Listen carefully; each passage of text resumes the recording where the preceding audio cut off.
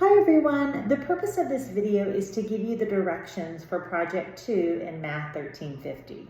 I love this project because I think it's a really practical project that you could use in the classroom.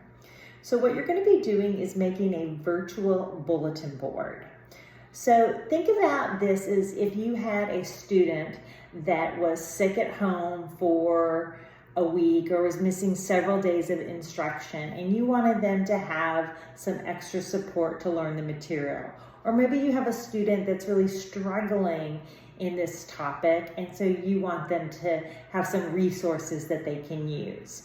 So that's kind of the idea behind the virtual bulletin board. So what you're going to do is you're going to choose a topic, something that interests you that we've talked about, or maybe something in another math class that we haven't talked about that interests you. Maybe you remember something from another class and you think it might be something that you could possibly teach when you're a teacher and maybe teaching math.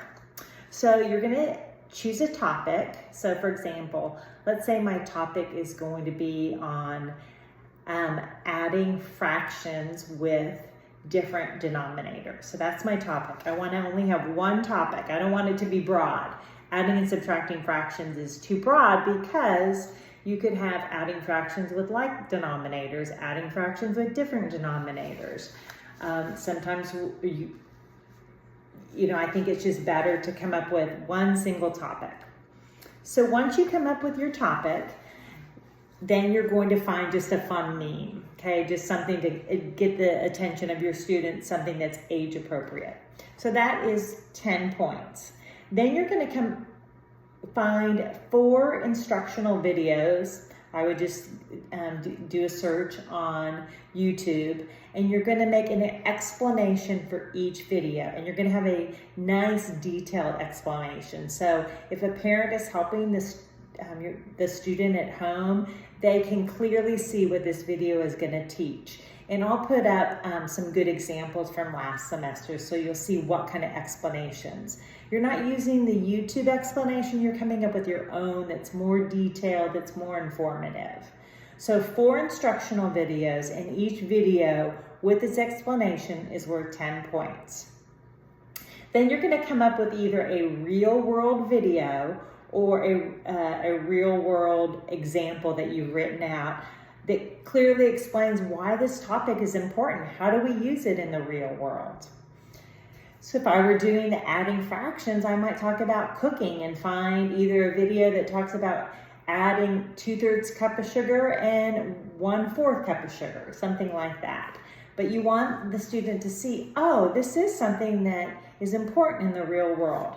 So again, a video, or you could write out a detailed explanation with pictures or something like that, but you want the example to be real world and you want it clearly explained. That's another 10 points. Then you're going to find a link to an online game or way that the student can interact with the curriculum.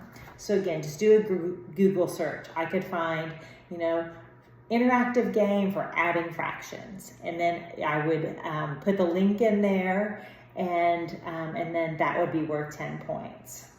Then you're going to need to come up with a practice worksheet with at least 10 problems, at least 10. You don't need more than 15, but at least 10.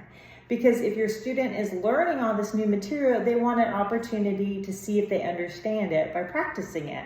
So that's 10 points. Again, you can create your own worksheet, or you can find one online. Plenty of resources there. Then, of course, if you have a worksheet, your student needs to check their work, and so you need a key worth another 10 points. And then the last 10 points is just on organization. Is the bulletin board easy to follow for students and parents?